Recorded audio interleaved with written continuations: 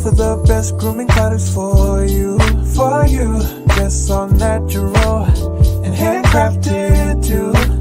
We wanna help be your swagger, your style, class, and luxury. We make our products tailor-made for you with high quality.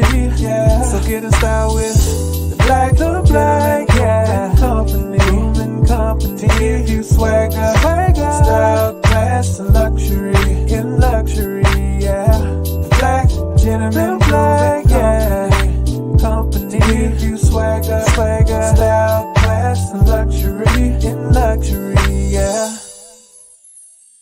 Located at www.theblackgent.com.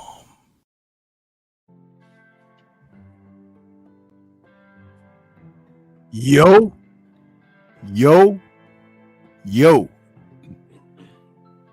What's good? What's good? It's Stormybman, and I am back. Welcoming you to Nerds on Culture with Stormybman for this Monday, October 7th, 2024. This is number 102 in the series of Nerds, as we will be discussing Batman versus Superman, Dawn of Justice, the DCEU now considered classic. I want to say welcome everybody out there as we get ready to sit down and have a powwow about something that we didn't get a chance to enjoy till its fullest, because the people over at DC Warner Brothers decided to continuously interfere with public sentiment and demand as they continue to make changes to their franchises and their IPs. Just before the people could get really invested, they were shaking things up once again.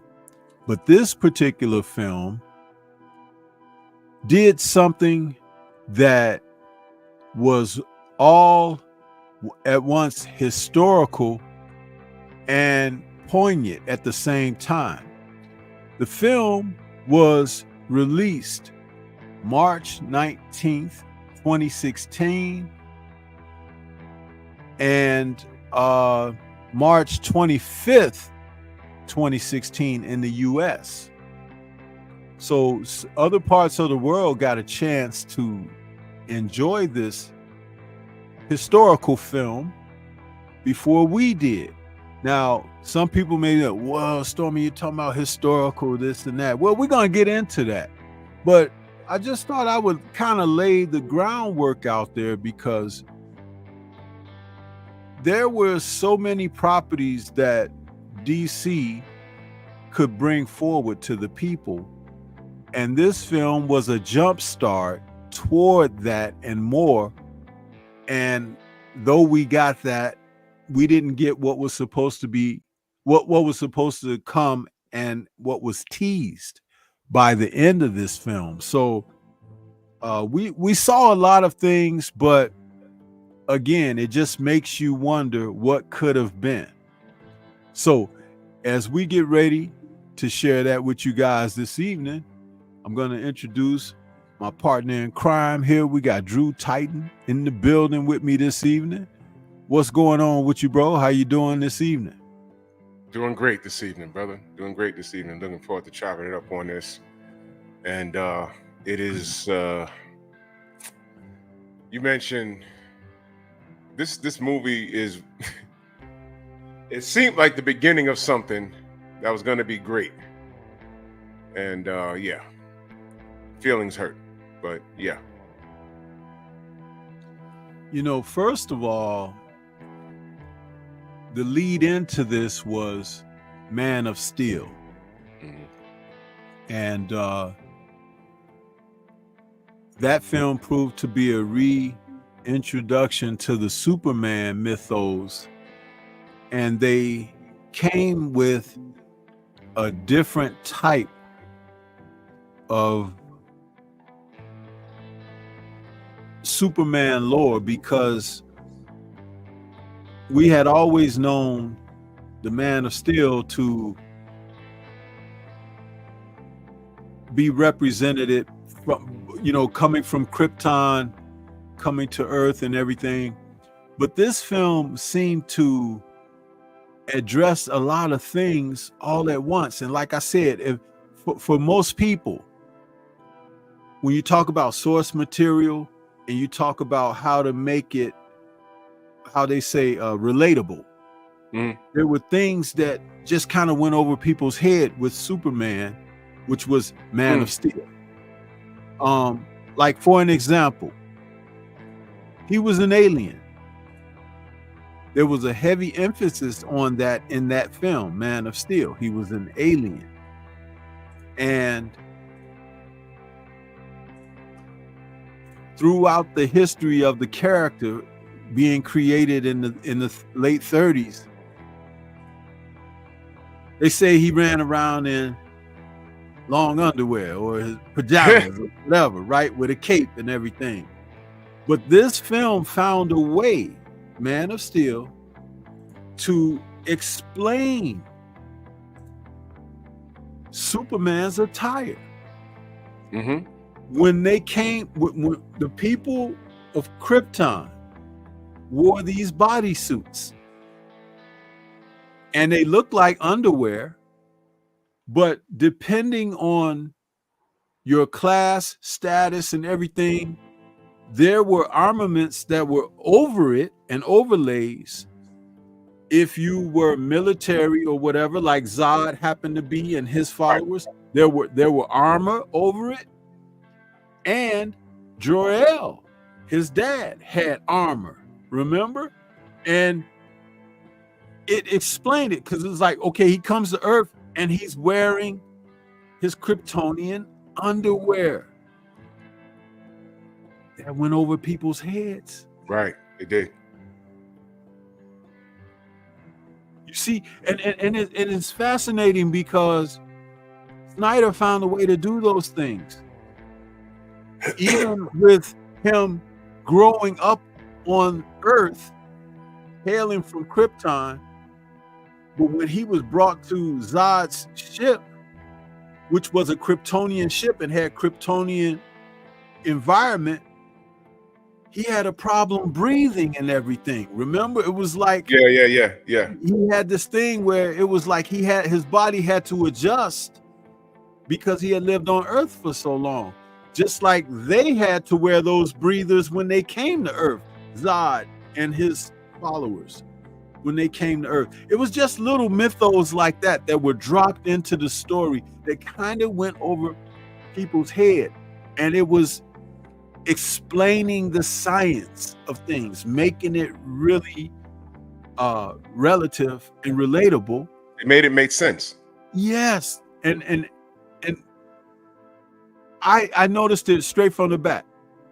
And of course, when Brandon Routh and Bryan Singer brought Superman Returns in the mid 2000s, I think it was 2006 or 2008, something like that. Yeah, that film, they were trying to pick up on the Superman mythos of Christopher Reeve's era, and that didn't do very well. But this retelling of Superman, Man of Steel, I thought was pretty cool. And in that film, they had dropped hints of other things with the DC universe, like when he found the Kryptonian ship that was there for him to learn something about his history, where he came from and everything. The bodies that rest in the pods, there was an open pod. We never got a chance to find out who got out of that open pod. There was also a cadaver in a pod. Yeah. Somebody expired in a pod. So we don't know who that was. Then there were elements of things like when he and Zod fought in space, there was a satellite that had Wayne Enterprises logo on it. Yeah. So it was Bruce Wayne's satellite in the sky, in the upper atmosphere. And then there was also, when they were fighting in the streets, there was a truck or oil rig that had Wayne on it. So there was groundwork being laid that this was a universe of DC characters that we were going to see. And the way the film ended, even with what happened with Superman and Zod at the very end, some people were like, oh man, Superman wouldn't do that or whatever. Do you know, when I was watching the film in the theater, I realized, I was like, okay, this is why, because remember, in the comics lore, they say Superman has a no-kill rule. That's in the comics.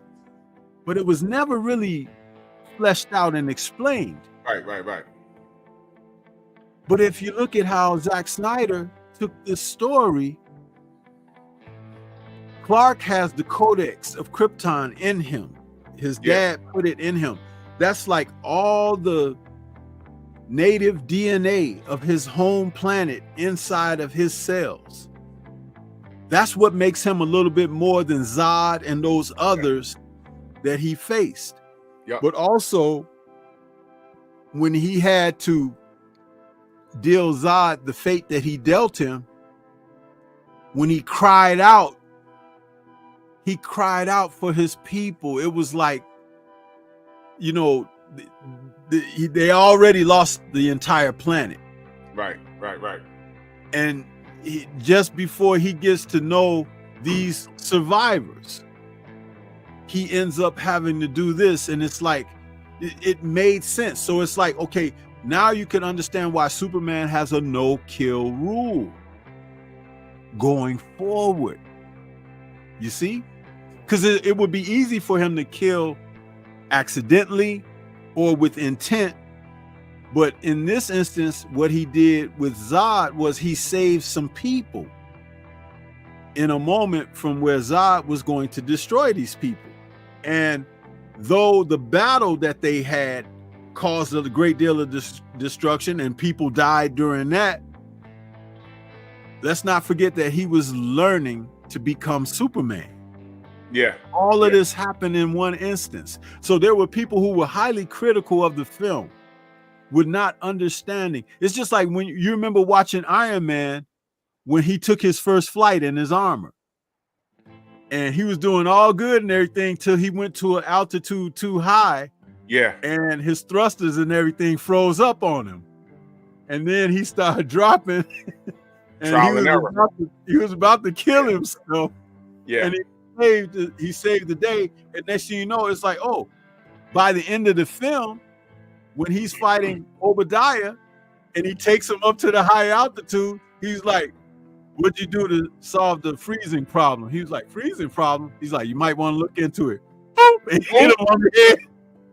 But you know, I'm thinking all of this because it's a transition. It's taking you through steps of telling the story. And Man of Steel did that very well to set up Batman versus Superman. Yeah. And I thought it was great when the film opens from Bruce Wayne's standpoint of witnessing the end of Man of Steel, when Superman and Zod were battling all throughout Metropolis, you know, and Bruce Wayne is witnessing all of this, and he's got this thing because he recognizes those are aliens and they're destroying the city and everything. And so Batman is like, you know, we see Bruce Wayne played by Ben Affleck, but we don't see Batman yet, but we could see what this kind of effect has on him. And this is not a young Batman. This is a veteran Batman. This is Batman who's been Batman for a while, maybe a decade or so. You know, it's like he's not new at this. I thought it was a great setup. And I know I've been talking a little bit with the opening monologue on this, but I like to bring you in because I was trying to transition from Man of Steel to Batman versus Superman, Dawn of Justice. And we're talking about the director's cut of the film, not the theatrical cut. The director's cut is about 40 minutes longer than the theatrical cut. There's a lot of exposition that's in there that wasn't in the theatrical cut of the film. But your thoughts of how that film opened up, and if you saw Man of Steel first, how it's taking you back to the moments of Man of Steel. You know, these movies are like Lego when it's done correctly. They're like puzzles. You know, you ever did like a big old puzzle, and when you find that piece after looking for it for a little while and you connect it, don't you feel good when you do that? The Zack Snyder cut. I'm just so mad, Stormy, because everything was coming together. Everything was coming together. They were with Man of Steel leading into Batman vs Superman. They were giving you breakdowns of the characters individually. Man of Steel, they nailed it with that. I'm talking about with casting, with writing, they nailed it with that. Background story, nailed it with that. Leading into the Batman Superman,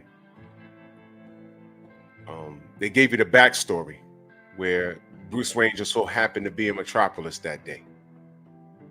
And when he looked up, it was the part that actually got me dizzy in the film when he was fighting Zod. The camera angles was crazy. And now we get to see it from his perspective, and all he saw was two super-powered people fighting, knocking crap over like, yo, right? And there was story there. And but the character, the veteran Batman, as you call it, he didn't care what was going on, because at that time he was figuring these guys are overpowered, and those two beings are knocking crap over, and there's a big machine in the middle of of Metropolis pulling. You know how violent that was, by the way? Dude, pulling people up in the air and slamming them down. I said, oh my God, that was crazy. When you know, I was in the theater, and of course there was kids there, and as an adult, you're like, you know, we're adults, we think different now. When you're a kid, you're like, whoa, but when you're an adult, you're like, if that was real, you know how many people are dead right now? The body count was insane. Yeah. Yanking people up to the sides of buildings and slamming them down. They're dead, man. And it put you in a position like, that's kind of dark. So the Dark Knight was like, I don't know what's going on up there. I don't know. He don't know who won that at that time, but he said, you know what? That dude flying around there? That's not safe. Him running around here is not safe. And the story behind that in this film, that buildup was serious. And I like the fact that you based it off of that. They went right back to that Metropolis scene. And I remember in Superman, Man of Steel, saying that that was violent. And then when they go back, and the fact that Bruce Wayne so happened to be there, and they showed it again, I said, yeah, that's something. If you knew who Bruce Wayne is as a character in the book, that touched a nerve with him. All of those people were dying. And he said, you know what, this ain't my city, but you know what? That guy up there flying around with that other guy and this machine, and there's other guys flying around, I got to stop this. And it also brought another character out of the darkness in Diana Prince, because she showed up on the scene because of everything that had happened as well. You know, it's like she had been off the scene for a very long time, but that Zod Superman or Zod Cal conflict, it raised her radar too, you know. And it just so happened that as things were being drawn up, Luther played a prominent role, because what we didn't get to see was somehow he had the information on them and who they were. Yeah. And that's what really brought them all to, because it's like Luther was always, you know, the guy that played Luther in the film, he played him from a modern day, I don't want to call him a nerd, because he was like a Mark Zuckerberg type individual, real brainy and kind of schizo at the same time, but his intelligence was heightened. Yeah. And somehow, some way, and we didn't get the chance to find out where that came from with him. And I'm sure it would have gotten told, because it was an integral piece of the puzzle. Because, you know, he set up the whole meeting when Clark and Bruce met at the banquet at that museum. You know what I'm saying? All of that was like him doing that. But I thought it was really fascinating, because the way that they were doing this, man, it was like, wow. You gave them a reason to come together. Yep. You gave them a reason to show why they have you know, the positions that they've taken. Because do you remember in the film The Dark Knight's introduction? Yeah, I do. Dude. Yo, now listen. That's like the best. Let me say this. Batman introduction. Let me peel it back for a second. When this movie was first being casted, and it was revealed that Ben Affleck will be playing Batman, when you first heard it, what were your thoughts? When you first heard it, I was like, what? I was like, no way, you know, because I remember when Ben Affleck played Daredevil, right? Yeah, and it was, and he didn't enjoy it, you know, playing Daredevil and everything. And I was like, Ben Affleck is not the type of dude that is gonna bite his teeth into this role or whatever. And you know, I just thought it was a bad casting. Me too. Now, did he not nail it though? The best Batman I've ever seen in live action. Bro, I was like, wait a minute, because I was nervous. And I'm going to tell you when I started to turn.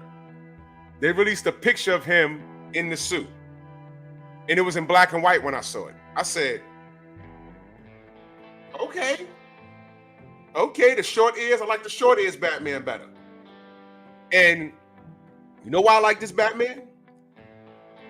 If y'all could find it, probably, and I believe, that's a Jim Lee inspired Batman suit. Some of you in the chat might know what I'm talking. You know what I'm talking about. Yes. That suit was Jim Lee inspired.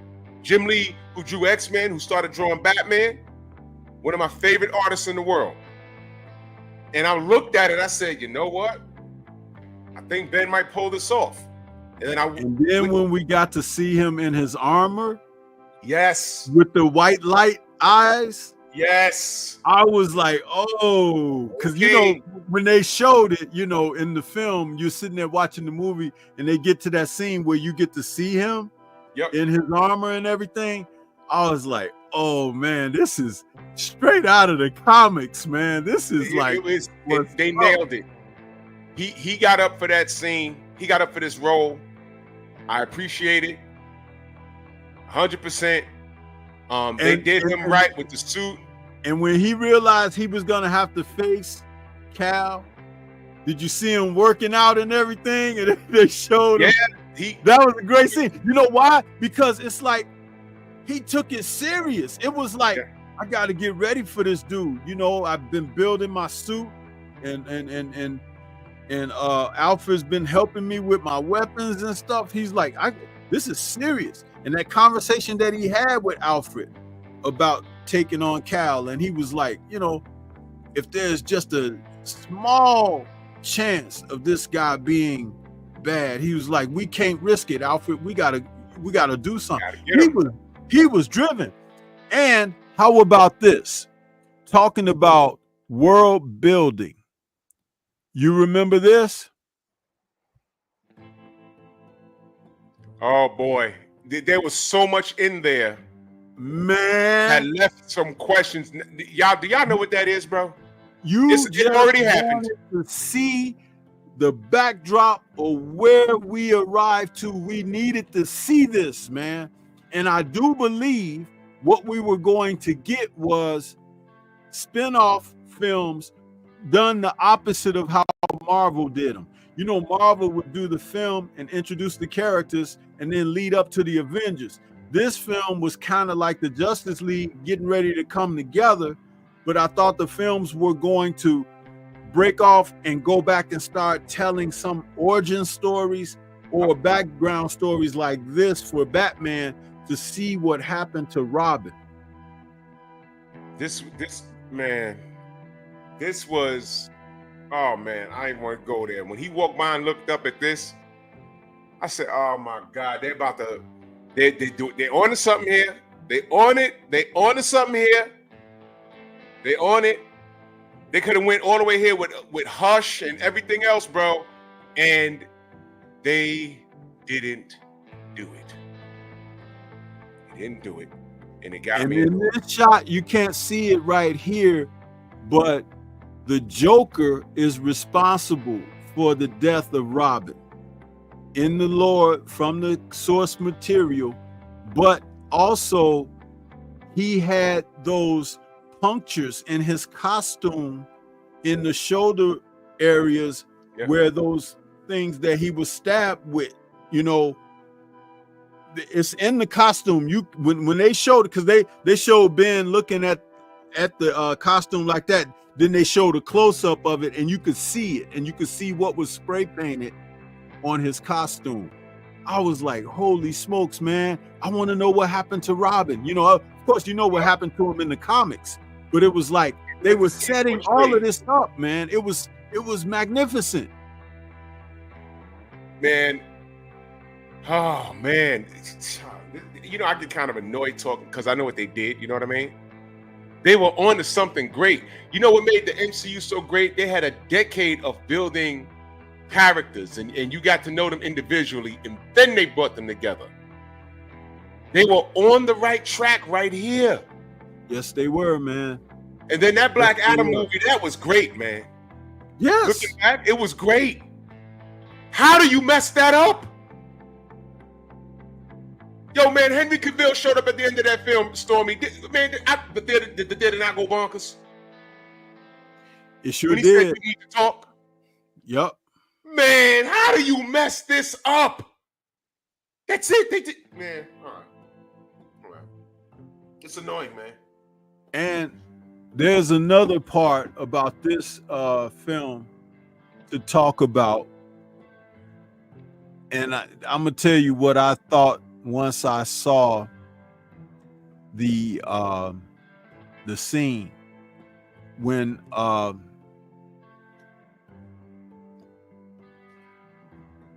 oh man, when Batman went to the warehouse to save Cal's mom, right? He said, I assure you that Martha won't die tonight. And he goes into that warehouse, man. That was one of the best Batman action sequences I ever seen, bro. When he shot up the place from outside, then shot a hole in the floor and come up through that joint where he put that device on their guns that shut their guns down. And he come up in there and he started laying those guys to waste up there, man. And you remember as he was battling, see, this is what we talk about with Thanos and the Hulk. He's battling those guys, and you know, that one guy got a good blow in on him when he stabbed him in the shoulder, remember? Right. And he was like, and he kept fighting those guys, and he kept fighting those guys, but he saved that dude for last. And he was beating them dudes up, and then he had that dude up against the wall that stabbed him in the shoulder. Oh. He walked up to him real slow, and he had that look Man, Ben Affleck looked just like Batman in the comic books. Sure did. Dude. And that was the vindictive part of him. Yeah, buddy. That was that was man. well that warehouse played. scene. You know what? I got the Blu-ray, right? I put it on sometimes just to watch that scene. Yeah. It's just that good. It's just that good. And I'll tell you, this is what I was going to say as I was, introducing to talk about the scene. When I watched that as it was happening in real time, I'm in the theater, I said to myself, Zack Snyder must have always wanted to make a Batman movie, because this is, you know what I'm saying? It's like, it's the way that he's depicting it. And he was like, I got my chance. I'm going for it. Oh, you know what, Stormy? That's crazy, because what do we always talk about? We appreciate when these writers and directors, when they get together, we can tell that they really grew up like how we grew up, watching the stuff, the cartoons, reading the books, and they respect it when they put pen to paper. They respect it when they articulate it on the screen, because they're in a position of power. They literally have our childhood in their hands. Yeah. And I can respect it when they do that. Awesome stuff. And I like how he brought, like, salute to J Man out there in the chat when he talk about, remember how he did Owlman in The Watchmen. I like how he brought that raw type of fighting and action from The Watchmen over into this, because if you remember that opening fight with the comedian in The Watchmen, wasn't that something? Yeah. Dude, that was violent. It was loud. It was scary. I love that scene.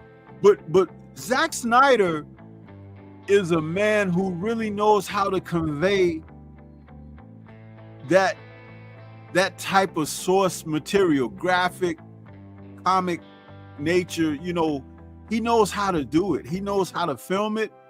He knows how to tell the story cinematically with the camera, how the camera captures what you're looking at. Like in The Watchmen, you remember at the end of the fight scene with the comedian when he went crashing out of the window, and you remember the Watchmen symbolic button? Yeah. Drop blood on it, how it went and followed him down to the ground. Dude, that's like, tell me that wasn't like some creative stuff, man. And you know what's crazy? There's certain things, and you can tell when a director appreciates and they're really fans of this stuff. That was comic book accurate. Yes, it was. Like Civil War and Marvel, that one scene where Tony's fighting Steve. Yep. And he hits him with the repulsive rays, and Steve blocks it with the shield. Yep. Directly from the comic book. And I was like, oh wow. You can appreciate things like that. And Zack Snyder, I would trust him with everything related to comic books, translated to the silver screen. I totally would. And they did him so dirty to give us a ishy product, man. It's just bad stuff. Bad stuff, man. Yeah, and then, as they went forward in this film, you could still see that Cal was like, because people recognized him as an alien and they were treating him as such.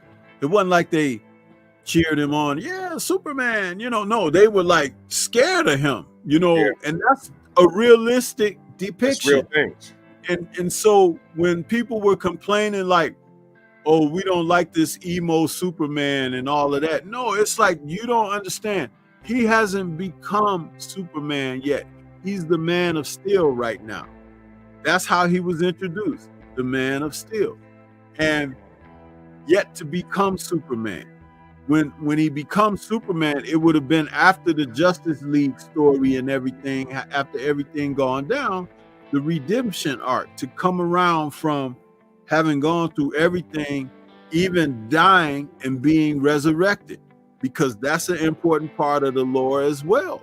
Yes. But you see how people can be impatient and they're not allowing themselves to witness the story and absorb, what's being conveyed and be like, oh, okay, seeing it, because this was a retelling of the mythology. Yeah. Amidst other mythologies like Batman and Wonder Woman, and that they were bringing it together for you, and this was like, do you remember the scene where when Bruce finally, he stole that bit of information, that data that Luthor had, and he went back to his cave and he was playing it on the thing, and he got a chance to see different stuff on there. You got to see Aquaman on there, you got to see the Flash on there, you got to see Wonder Woman on there. And when he saw Wonder Woman, Diana Prince, he was looking at her and he recognized her face. It was like, but that picture was old as hell. It was like taken in the 1800s. Yeah, it's like, wait a minute. I just saw her. This is her. This picture's like 1940. What is this? And then they played her music. I was like, oh, okay. But I appreciated the build. There was effort. And I will say, I see Young Hollywood, he says they need a little bit of patience. Yeah, they did. Because they were competing with Marvel. But what they didn't realize is Marvel spent a decade building characters and made you understand them.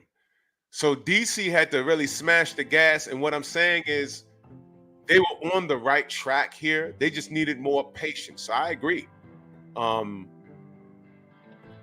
The way they scrapped the whole idea, I don't know what this, it's too easy. It's too soon for a reboot, but God, that's annoying.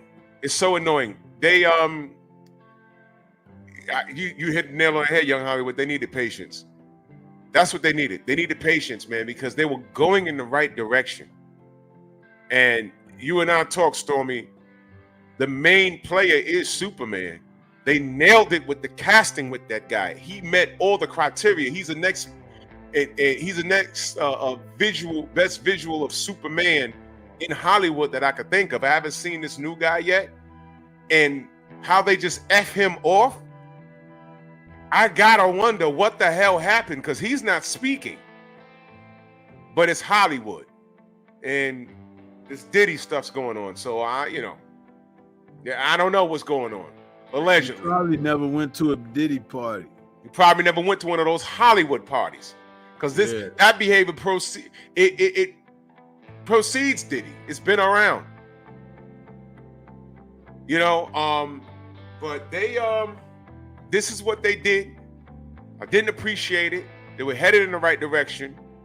They could have done things to accelerate the process. But if you're rebooting everything, there's certain characters you're not going to see anymore. And it's horrible. It's bad. I even like, and this is just a sidebar, the Wonder Woman film. They brought back, Stormy, they brought back our Wonder Woman from the 70s. Yep. At the very end. And she wasn't Wonder Woman, but she was an Amazonian. And who knows, they might have worked it in where she was the original Wonder Woman. I don't know what they were about to do, but now we'll never know. You know how frustrating that is? And I didn't know who that was when she was walking and the telephone pole was falling and she grabbed it and pushed it. I saw her say Amazonian. And then when she turned around, I was like, oh! Linda See, I like things like that. Y'all don't know? Y'all don't remember Wonder Woman? That was her. And I was happy to see that. They were paying homage to our era. And they just... So where this thing could have gone, we can only imagine. Sucks. Watch this, y'all. Did Black Adam and Superman have a little scrap before they spoke? Now we'll never know. I mean, come on. So go get the box set of this. Go get the DVDs, because you're not going to see nothing like this again. It's over with. Go get the Blu-rays. It's over with. They left us hanging, man. And I don't appreciate that. You cast it right. And the one thing that they had in here, some people thought it was premature, but not necessarily, because, you know, hindsight being 2020, I look upon it now and reflect. Do you realize that Zod, when he killed Jor-El, as they introduced him or reintroduced him as Doomsday, that when Clark or Cal went to stab him with Batman's kryptonite spear, that he took that spike hand of his, because Diana had cut his hand off and it came back as a spike. When he impaled Cal with that spike, he basically, because that Doomsday was created from Zod's zombie corpse. Yeah. So he killed Cal the same way he killed Jor-El. Yeah. Did you recognize that when it happened? Yeah. Yeah. It was done for a reason, man. That's writing right there. You dig what I'm saying? That's writing to make you think, and that was great. Derek Gaines, salute. Yeah, that was writing. Yeah, J-Man, he still had his memory. Oh, man, did they drop the ball? I mean, they kind of... Did you appreciate the restructuring of the Doomsday character's origins, or do you think it was premature them bringing them in? Because I do think so. That's just my opinion. At first, I thought it was too soon to bring Doomsday. Yeah. But then when I realized and recognized that Zack Snyder had a 5-movie plan built around Superman's story arc. Now, that didn't mean that was the DC universe. That meant that was his plan around Superman. Yeah. But if you factor in all the other characters, Aquaman, Wonder Woman, Flash, Cyborg, what was going to happen is those are 4 additional franchises that could have their own films and sequels. Wow. You see what I'm saying? Yeah. And that's what we were robbed of. Do you think Snyder, although he had a 5-movie plan, do you think that he knew that the jig was up? Not the jig, not that he did anything janky, but he said, you know what, they ain't gonna let me do what I want to do.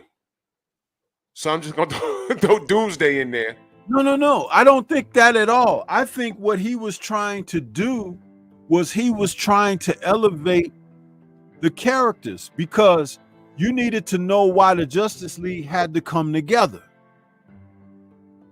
Yeah. They came together for Superman.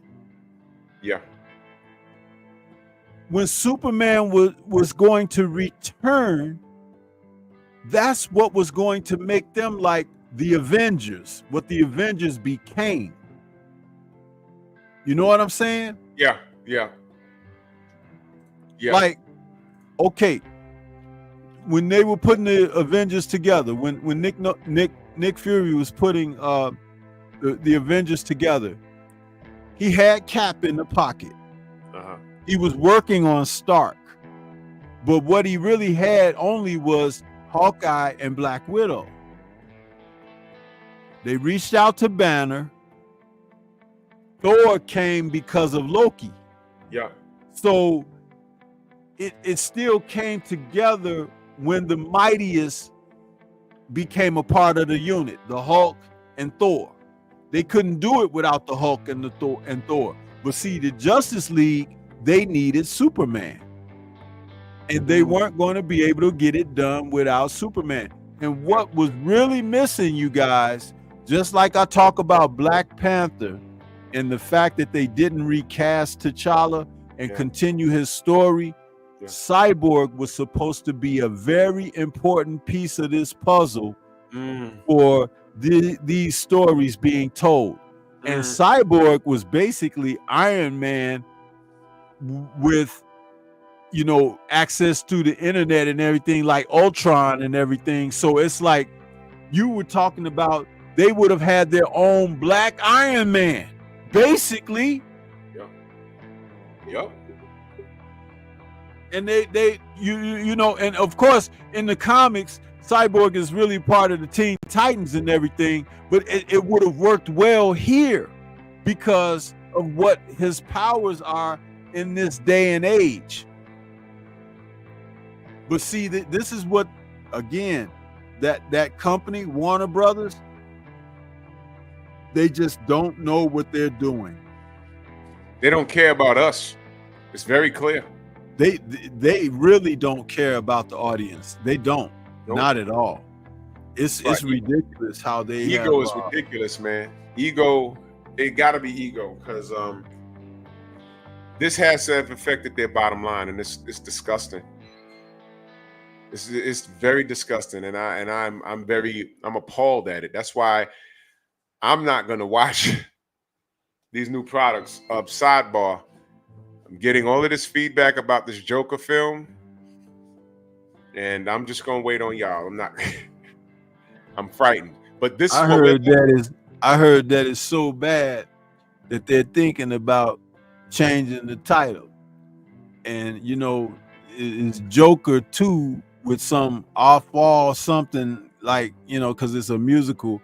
But I heard they might want to change it to Stroker or Chicken Choker, huh? That's what they need to change it to. Oh my God, man. Yeah, everybody was saying that crap is trash, man. Stroker. That's bad. I was like, why is Lady Gaga in this thing? And then they were talking about, yo, they just break out in random songs. I said, wait a minute, what? Main biker said poker. Stop, bro. Stroker. Before you go see it, you gotta bend over. Man. No, thank you. No thanks. This is crazy. But it makes me wonder. I want to see. There are some things that were good from this DCU, and it's just a sidebar. This is a show we should talk about that I really did enjoy. Let me ask the chat, did y'all enjoy Peacemaker with John Cena? I did. I enjoyed that. Stormy, did you watch that? No. I enjoyed that. I didn't watch it because it's James Gunn stuff, and I've totally boycotted James Gunn, man. I'm sorry, but not sorry.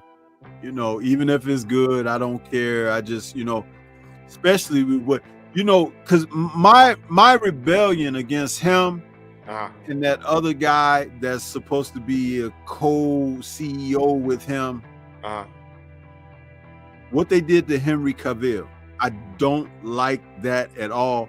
They had that man go back and announce on his social media. They told him to do it. He's back as Superman after his cameos that were in the Black Adam film, the Flash film, and Aquaman film. He shot footage for all 3 movies. Oh boy. Henry Cavill, and they cut his scenes out of all of them and didn't bring him back. What happened, man? What happened? What happened? What happened? That they did all of that? What happened, man? Man. Yeah, Jay, man. I hope he does become the new Wolverine, man.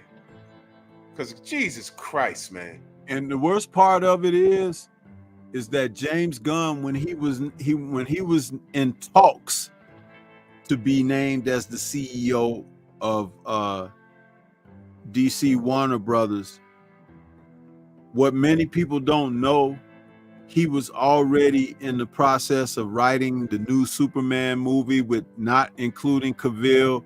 He was already in the process of canceling the Wonder Woman 3 that Patty Jenkins thought she was going to be making. Yep.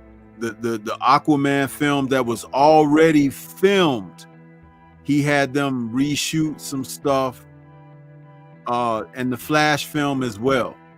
So it's like he put all these changes in there. The Flash film was supposed to have Ben Affleck's Batman in it. They made him have a cameo, but they brought Michael Keaton's Batman in there, trying to make it like a multiverse type thing or whatever. But that was just to get around the fact that they weren't bringing the original people back through the storytelling. Ben Affleck, Henry Cavill, because remember they brought that young lady, Sasha Ashura, whatever her name, to play Supergirl. Yeah. That was supposed to be Superman. It wasn't supposed to be Supergirl in there. They did all this. That was James Gunn. That was James Gunn who did all of that. And that was before he became the CEO. See, he was doing this stuff on the down low all the time. You said down low? Yeah. There it is. You might have explained things right there. Yeah, that's him. He did Henry that. ain't beef. He just left. No, he just went on to other things. He just went on to other things. And the wonderful thing about that guy is he likes to do what the fans want. He wants to cater to the fans. When he made the Mission Impossible movie with Tom Cruise, the director of the film, he and Henry Cavill were talking over ideas of what to do with Man of Steel coming back. Because this was before they told him they didn't want him back, right? And that director got together with Henry and put together a couple of stories and made a pitch to Warner Brothers about making a Man of Steel 2 with Henry, because they just had this experience of a great experience of working together on Mission Impossible. Well, guess what? Warner Brothers rejected it. And this guy had a great idea because he wanted to tell the story of, you know, Cal coming back, becoming the Superman that we know, that's the bright and high-spirited guy. They were going to bring Brainiac in there. They were going to do a lot of different stuff, you know, that people really wanted to see from Superman. Damn. This is what they did to us, man. Oh, real quick. Write this down. We got to talk about Super Crooks. Let's write that down. Super Crooks. If y'all know, y'all know. Got to talk about Super Crooks.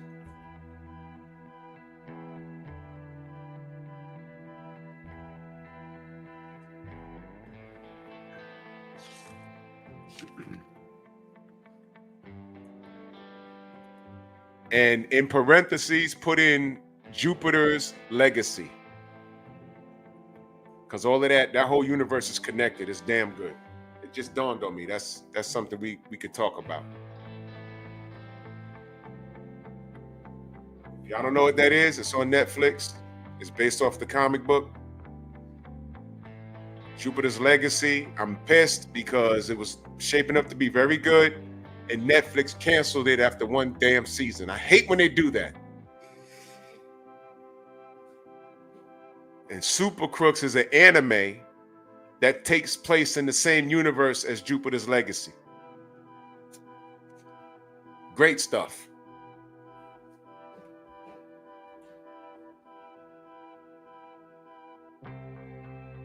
I just want to, before I forgot, I just wanted to bring that up.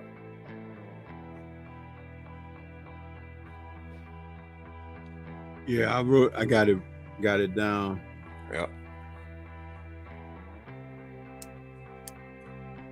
Yeah, Jupiter's Legacy was very good.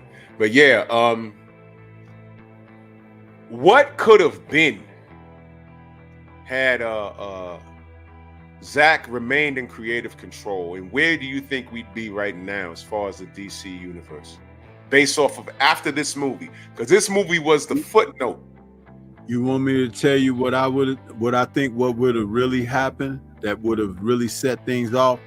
His Joker was gonna blow us away because you know the Joker that appeared in the Suicide Squad with Will Smith, they cut over an hour of material of him out.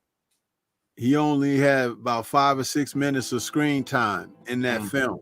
Yeah, they cut about an hour of footage of him out. Think about that now. The Joker was that prominent in that Suicide Squad film. Yeah.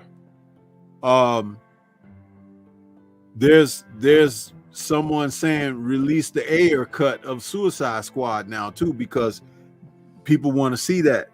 And Jared Leto's rendition of the Joker, you're supposed to find out why he got that metal grill in his mouth and everything, because Batman broke his teeth out of his mouth. Oh my God. Yeah. And what we would have seen is this is what I was trying to I wanted to say that because it was in my mind right away. I think Zack Snyder, because he was going to tell 2 Justice League stories.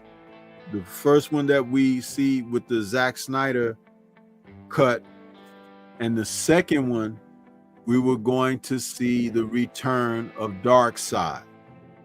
Yeah. And I think that his Darkseid was going to be badder ass than Thanos. He was setting it. Believe that. Yeah.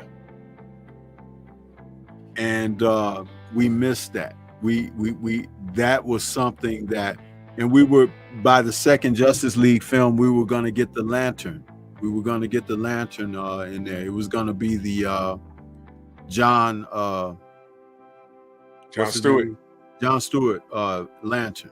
You know what sucks? We didn't get to see the Omega beams. Right. Come on, bro. How do we not see Darkseid? Come on. And didn't you like the way that they were doing the hologram of Darkseid, and that person that was his ward, or not his ward, his herald? He was like, and it was showing like the flames coming from his eyes and stuff. I thought that was cool as Did you like what's his name? Momoa, Jason Momoa? Did you like him as Aquaman? He's the only casting that I didn't like. Yeah, me too. I thought at first, I don't know why they cast the kid that they cast as the Flash, because Ezra Miller, because I thought that the Flash should be like a blonde-haired, blue-eyed white guy, you know. But I can understand and I could accept what they did when they went with Ezra Miller. His off-screen antics really made it where he's a very unlikable individual and everything. But I thought that Momoa was the only one who was really not properly cast. Look what Derek Gaines just said, because that's where I was going. That's who he should have played in that Snyder 5 film deal. You absolutely gotta cast Lobo, and he would have been better as Lobo. And I'm gonna tell you why. That would have been the kind of offbeat, super violent, but breaking the third wall kind of character like Deadpool is, because that's who Lobo is. Lobo's an absolute jerk in the comic books. I have the first his 2 issues, came out in the 90s. I said, what's going on here? It was violent and crazy. But that's who he should have played. That's who he should have played. And I don't understand how you dropped the ball on that. He should have been Lobo. And in five movies, you have, because he's a character that the same crowd that identifies with a Deadpool identifies with a Lobo. Yeah. And if you bring him to the universe correctly, the right storyline, the right amount of directing, it'd be crazy. he'd be crazy, you know. But again, they dropped the ball, and we don't know what they're gonna do. You don't know how they're gonna introduce him. And I'll tell you, a lot like when Marvel cast Chris Evans as Captain America, I was like, I don't see this. But it turned out Chris Evans was excellent as Steve Rogers, Captain America. I thought the same thing when it came to Gal Gadot playing Wonder Woman. When they cast her, I was like, oh, she's too skinny, you know, because I remember her from the Fast and Furious film and everything. But then she did bulk up enough where she looked like she had some tone to her and everything. But my goodness, she channeled that character like perfectly. I was very impressed with Gal, because you know she wasn't noted as a top actress. She was not. Right. But into that character, and see, this is another thing about source material and giving these actors and actresses something to do. When they believe in the source material and they want to do good by it, that's what brings their talent out. And that's what happened with her, because in that first Wonder Woman film, she was excellent, man. And I love the scene where her and Steve were walking and the person was selling ice cream, and she was like, oh, and he bought her ice cream, and she was like, oh, your parents must be very proud, you know. And she was like enjoying, because she had never had ice cream before. And it reminded me of the Justice League cartoon that I saw, where Diana had some ice cream and she was the same kind of way. It was like, my goodness, it was like watching her come off the animation into the live action. You know, it was like she did a great job. She really did a great job on that. Now, I know we spoke about this before, but in this day and age, if Zach remained in control, creative control, writing, directing, you know, storytelling, how realistic would it be that if once they get their storylines down, would there have been, with all this universe jumping, would there have been a crossover Justice League versus Avengers? I think it could have happened with Zack Snyder's universe, because what was good about what he was doing is he was basically taking the elements of the feel for DC being a more serious tone. It would have been a great contrast to match up against Marvel, because Marvel is a little more lighthearted, you know, but DC is more serious. It's just like if you go back in the history of the comics, you'll see that one of the most serious stories that took place was a Green Arrow, Green Lantern team-up comic from the early 70s, where they were attacking the drug problem. Yeah. You know, in America, where we had, you know, and in the comics, there were a number of publications that wouldn't touch a story like that. And Green Arrow and Green Lantern were dealing with those issues, a very serious toned issue of society and drugs, the drug problem. And it was well done, and now reflected upon, it's like historical and respected a great deal. That kind of thing going up against what Marvel is doing would have been perfect, because it was a contrast. See, it's one thing just to pull these characters all together at one time, but you need to have some type of conflict and contrast of conflict. So I think that could have worked very well, you know. But now you got James Gunn over there. It's easy, because he worked with Marvel before, for him to try to bring people from the DCU over to have a crossover with Marvel, but it's not going to be the same, because he's trying to turn DCU into Marvel now. He's trying to give us the same tone and everything for that, And it's like, that's not going to work, man. It's not what people want. You see, what's great about DC and Marvel is this, because you get people out here say, I'm a DC guy, I'm a Marvel guy, you know, whatever. It's nice to have the options, isn't it? It's nice to have a differing. You know what I mean? If everything was the same, it'd be boring. It's good to have variety. And it's good to have competition, because competition brings the best product out of 2 different companies or 3 different companies. It brings out its best. So I agree. You know, it's, you know, in the comics, when you did get the crossovers, they flat out, I mean, they sucked, bro. I mean, look at, for instance, Wonder Woman. That first film, magnificent. The second film, they kind of went off tracks a little bit. But that first film was amazing. Captain Marvel sucked. Yeah. Oh, man. The actress that plays the character sucks, and the way that the character was depicted sucks, and there's no recovering for that.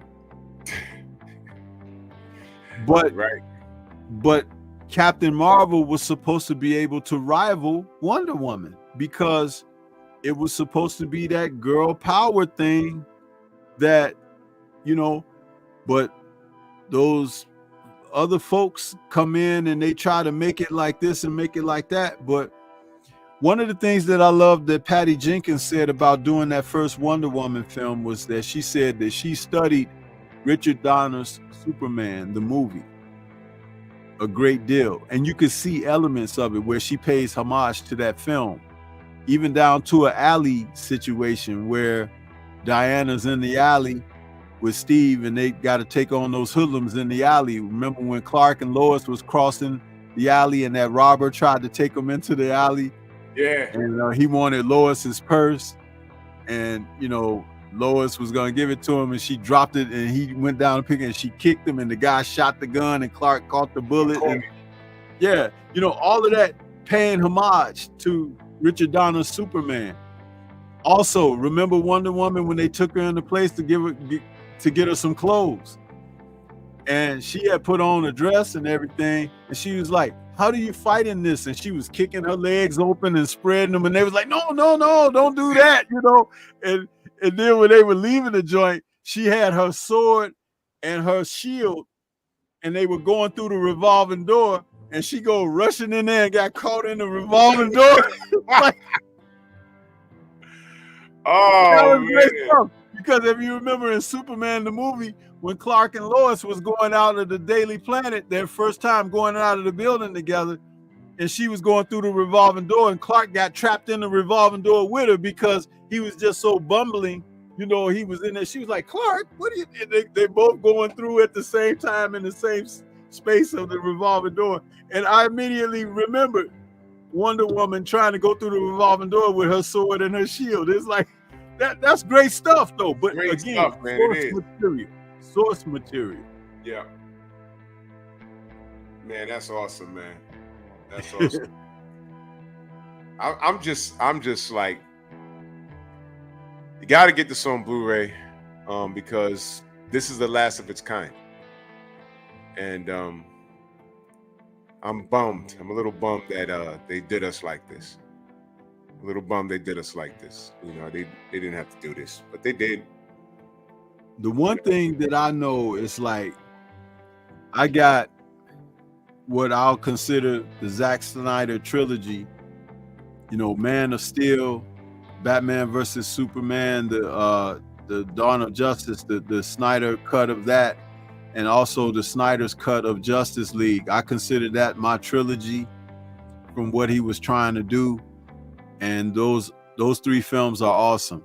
I wish we could have got Darkseid coming back for the Justice League. That would have been awesome. But yeah. Oh man, they don't like us, Stormy, bro. I'm telling you, they don't like us, man. They don't like us, man. What could have been. And shout out to The Rock, because he tried, didn't he? He tried. He really did. And, right. You know, he was trying to help build up for the next character for the Justice League to have to face. And, and Black Adam, you know. Dang, man, dang. They don't like us, man, but that's okay because we don't like them. And how do we show them? We hold our money. Yep. I don't know what's going on with this new Superman, but y'all gonna have to let me know. Y'all gonna have to let me know. Goddamn. On the real, because I'm definitely not going to see that crap. Nope. You And know, I heard they're basing it off of this rebooted Superman. I saw the comic book cover, and he's sitting on a cloud, looking over his shoulder with his knees in his chest. yeah, I was like, what is this? emo Superman. Emo Superman. That's the last thing you need flying around your planet. An emotionally damaged super being that can blow it up with one stomp. Oh, I'm sorry, that's the Sentry. We're getting that. The MCU. My gosh. And I'm gonna tell you something.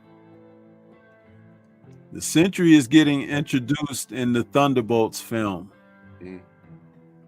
but it's going to be a great opportunity for them to make Warner Brothers look even worse if they do that character justice. Now, so far, so good, because the guy they got playing him is a Caucasian guy. I think he's got blonde hair, but at first, when they first cast him, they cast this Asian guy. You remember that? Yeah. And I was like, wait a minute, what are they doing? And even he kind of like seemed like he didn't really want the role, because when they put it on delay or whatever, he quickly kind of said, I don't think I'm gonna be able to do this. I got some other projects that's gonna take me off the schedule or whatever. And he went on about his business. I'm glad he did it, because dude, don't let them put you in a position like that in whitewashing characters and changing the ethnicities and stuff like that. I hate that. The fan heat behind that is going to be directed at you, but it ain't your fault. So don't take those kind of roles. I agree, man. I agree. These guys got to stick to their guns. James, boss. You know, I did like the Peacemaker series, you know. I supported it because of John Cena. And I said, okay, you know, it's a goofy, but it has its dark moments. But it's kind of goofy, but it turns out to be very dark, like with the killing and everything. I was like, damn. You know, but I understand if you ain't want to support it though. It was, you know, I get it. Yeah, and that's my only reason, man. Just like Gunn remade the Suicide Squad with some different actors. He had one or two of the same actors in there, but then he changed the. I'm like, dude, what are you doing, man? I mean, come on. That's the ego we're talking about. They're like, they want to erase everything and redo it in their name, and it's like, you ain't got to do that. Half of the work is done. Just capitalize on it. If he had this Superman movie that he's making right now, if he had just left Henry Cavill in there, do you know that movie would be already 300 million in the box office, because people would be glad to see Cavill back. But by putting this other dude in there who kind of looked like Cavill, but it's like that's not the same person. Not him. It's like people are gonna be like, wait a minute, and he got shorts on now and this and that. I'm telling you, man, just like this Stroker film, it's gonna be the same thing. Sucker Man.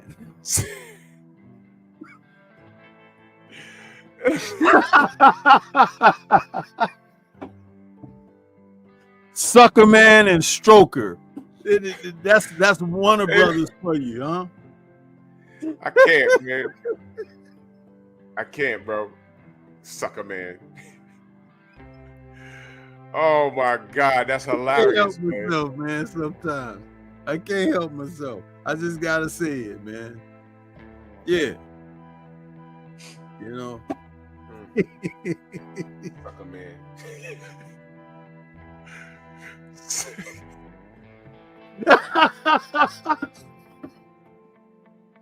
It really gets more funny when you think about it. And when you think about it, when you sitting, sucker man. Oh man. Yeah. Sucker Salute man. to Henry My James Cavill, Gunn. man. Oh, they just kill us, man. DC can't get right. They might have, I just want to see what, want to see what they do. They dragging this Joker film. I saw all of this stuff on Instagram, and nobody likes the film. I'm talking whites, Latins, Asians, blacks. They were like, yo, this film is trash. Because like every time you're sitting down thinking it's going to go somewhere, they start breaking out into a song. I said, what? I was like, all right. Okay. Nobody wants to see a musical. And I saw a main biker put earlier, there's going to be a Joker on Ice December 2nd at Rockefeller Center here in New York. That's an act of terrorism. They can try that if they want. He gonna find his ass on some flames. Goofed up that film, bro. I want to see. I want to see what that's gonna be. Yep. But hey, man, go ahead, give us your final thoughts, man, on tonight's show. I know you gotta get ready for pep talk. Yeah, you already know, man. This is great. This is what we do. We nerds here. We talk about things that we love and things that they snatch from us. And I'm just sticking around this DC universe to see what they do next, because I have no faith in it. They're gonna have to restore my faith. But thank you for having me, Stormy. This is what we do. And on the pep talk, and y'all tune in. We're gonna be discussing some things, real talk. So, man, salute to y'all. Michael said, "No, that was a joke about the on ice." Oh, that was a joke. It's a joke. Oh, okay. Because I was gonna make sure I was gonna avoid Midtown after that by Rockefeller Center. Chill. Thank you. That was a joke. Thank you. Because you never know with these guys. They might do something crazy. Right. But yeah, man. This is great, man. Salute to you, Stormy. And we're gonna be back right here next Monday. Word is bond. Salute, brother. All right, peace. You guys take this positive energy over to the Painful Excellence podcast coming up in just a few minutes, where the brother Drew Titan gonna do his thing over there, and we're gonna get ready to hear from the brother, the Focus Ball. Yeah. Get ready to take your striking game to the next level with the Focus Ball. Dramatically improved footwork, timing, head movement, hand-eye coordination, reflex, and overall fight IQ. It's lightweight and extremely portable, so you can train every time, everywhere. When you don't have a coach to do mitt work, get a Focus Ball. When you don't have a heavy bag to hit, get a Focus Ball. When you don't have a sparring partner, get yourself a Focus Ball. And when you just want to have fun punching and kicking, get a Focus Ball. When you train with the Focus Ball, you train your eyes and your brain to read punches so that you can hit and not get hit, making this very simple device a must-have for all combat sports athletes and enthusiasts alike. So if you want to take your striking game to the next level, don't wait. Get the Focus Ball now.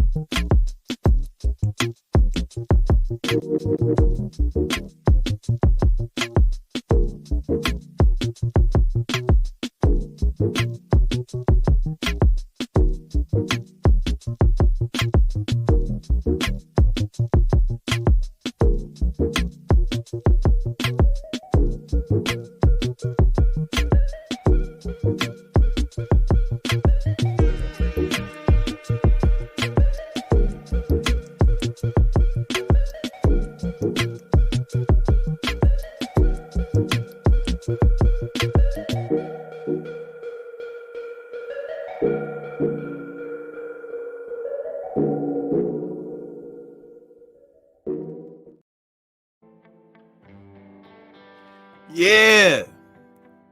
Don't forget to get you some of that merchandise, man, whether it be the focus balls or something out of the Stormybman merchandise catalog. It's been a great evening of Nerds Talk with Batman versus Superman Dawn of Justice, the DCEU classic, a film that we now consider a classic. And we're going to get on up out of here. Like I said, for those of you who still want to hang around online, take that positive energy over to the Painful Excellence podcast, where Drew is doing his evening thing over there. And we're going to get ready to sign off. We will catch you guys again next Monday for another Nerds. And this one coming up, I know y'all gonna like. So peace to everyone out there. Enjoy the rest of your week, and shout out to the mighty LDBC. Peace, everybody.